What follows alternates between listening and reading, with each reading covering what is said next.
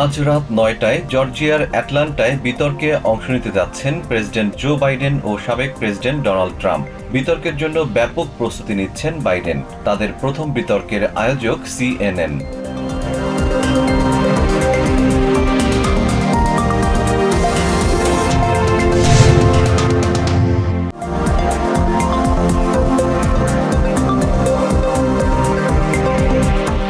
Biden ও ট্রাম্পের প্রথম বিতর্ককে ঘিরে দেশের বিভিন্ন মহলে আগ্রহ বেড়েছে।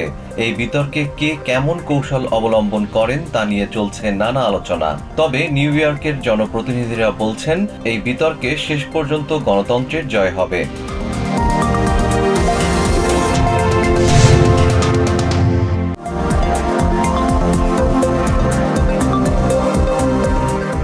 অধিকৃত ওয়েস্ট ব্যাংকের জেরিনে অভিযানকালে সশস্ত্র গোষ্ঠী প্যালেস্টিনিয়ান ইসলামিক জিহাদের বোমা হামলায় এক ইসরায়েলি সেনা নিহত হয়েছেন। বৃহস্পতিবার এ খবর নিশ্চিত করেছে IDF। ওই হামলায় আরও অন্তত ১৬ সেনা আহত হয়েছেন।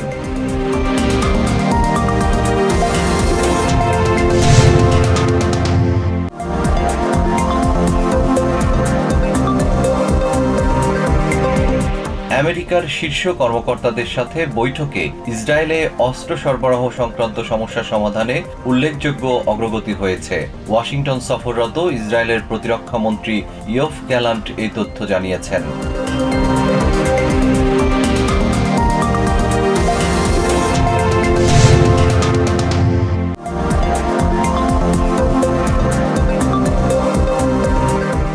টানা দ্বিতীয়বারের মতো বিশ্বের সবচেয়ে বেশি যানজটের শহর নির্বাচিত হয়েছে New York city. INRIX global traffic স্কোরকার্ডের তথ্য অনুযায়ী গত বছর নিউ ইয়র্ক মেট্রো এলাকার চালকেরা যানজটের কারণে গড়ে ১০১ ঘন্টা সড়কে কাটিয়েছেন।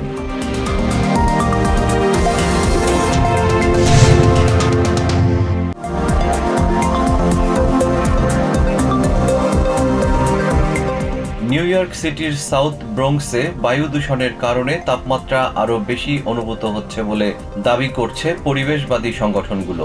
বায়ু দূষণের কারণে সাউথ ব্রঙ্কসে শ্বাসকষ্টজনিত রোগে হাসপাতালে ভর্তির হারও বেশি।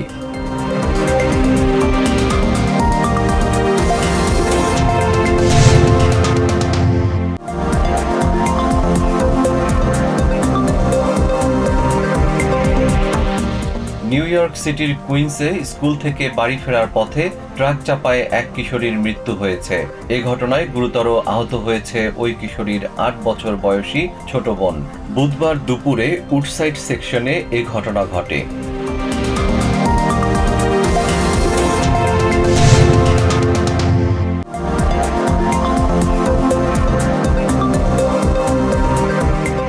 পাকিস্তানের দক্ষিণাঞ্চলীয় শহর করাচিতে তাপমাত্রা বাড়ার সঙ্গে সঙ্গে বাড়ছে মানুষের প্রাণহানির সংখ্যা। বৃহস্পতিবার বিবিসির এক প্রতিবেদনে বলা হয়, গত ৬ দিনে তাপপ্রবাহজনিত কারণে ৫৬৮ জনের মৃত্যু হয়েছে।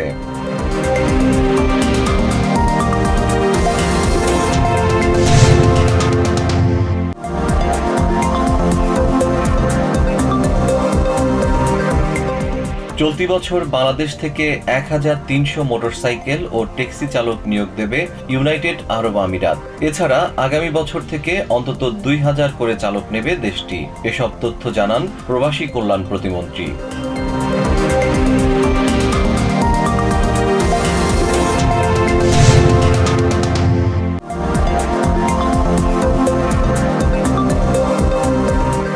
টি-20 বিশ্বকাপের প্রথম সেমিফাইনালে আফগানিস্তানকে ৯ উইকেটে হারিয়ে প্রথমবারের মতো কোনো বিশ্ব আসরের ফাইনালে উঠল সাউথ আফ্রিকা।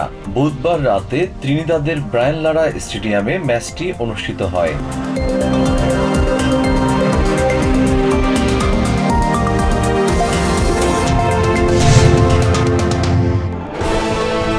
সৌজন্যে সোশ্যাল ইসলামী ব্যাংক PLC।